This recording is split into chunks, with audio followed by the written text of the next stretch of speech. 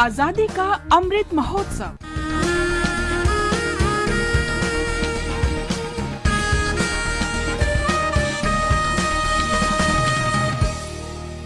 आजादी का सफर, आकाशवाणी के साथ एक राष्ट्र का जन्म। भारत का शानदार स्वाधीनता संघर्ष आधुनिक विश्व के महानतम संघर्षों में से एक है।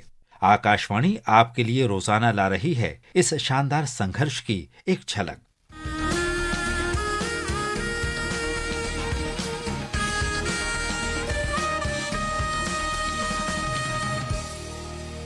बीस नवंबर 1902 को गांधी जी भारतीय समुदाय के आग्रह पर दक्षिण अफ्रीका वापस गए थे और वहां एशियाई कानून के विरोध में संघर्ष को नए सिरे से शुरू किया।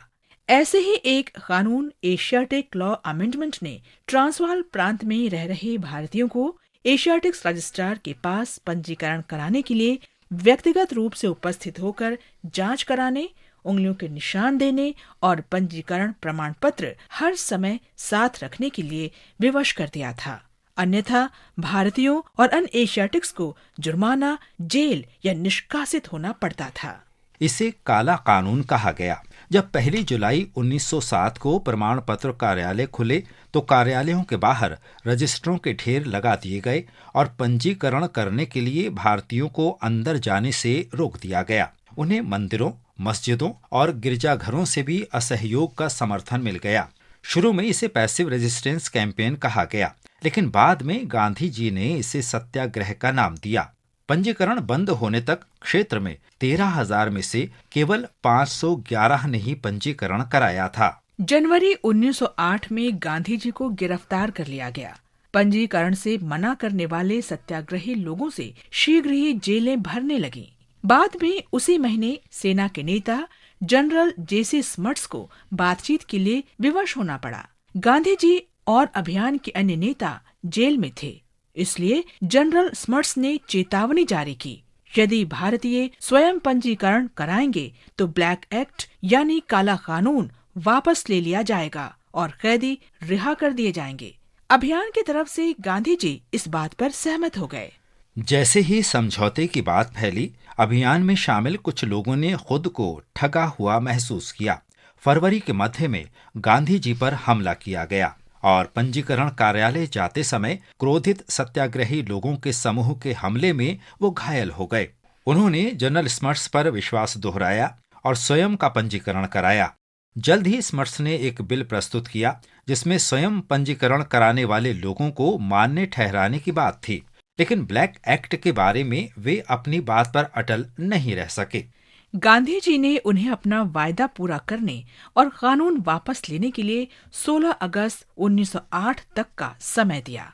संघर्ष के अगले चरण के लिए गांधी जी के नेतृत्व को स्वीकार किया गया।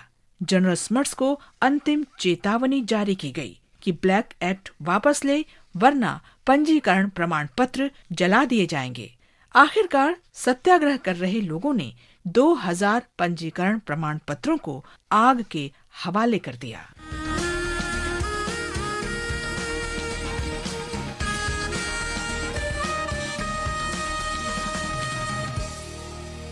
बीस नवंबर महान योद्धा और तत्कालीन मैसूर राज्य के शासक टीपू सुल्तान की जयंती भी है।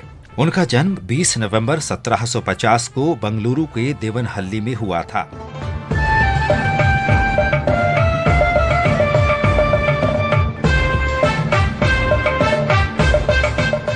उनका नाम फतेह अली साहिब टीपू था।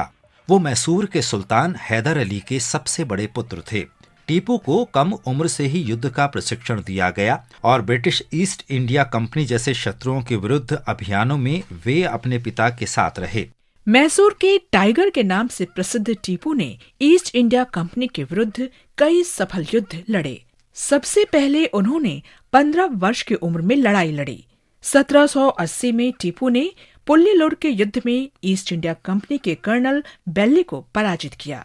उसके बाद टीपू ने अंग्रेजों से चित्तौड़ छीन लिया और 1782 में तंजौर के निकट अन्नागुड़ी के युद्ध में कर्नल ब्रेथवेट को हराया।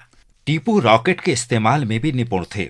उन्होंने 1792 और 1799 में श्रीरंगपट्टनम पर कब्जा करने के लिए ब्रिटिश सेना और उसके सहयोगियों के साथ युद्ध में रॉकेट का इस्तेमाल किया और अन्य एंग्लो मैसूर युद्धों के दौरान भी रॉकेट का सफल उपयोग किया।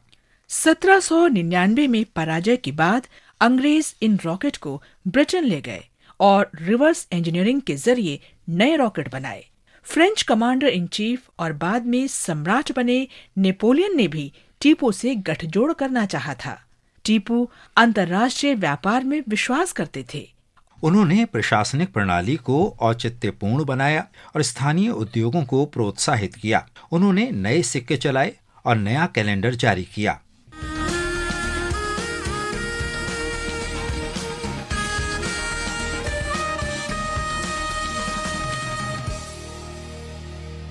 आजादी का सफर आकाशवाणी के साथ की इस कड़ी में आज बस इतना ही। कल फिर मिलेंगे एक नई कड़ी के साथ।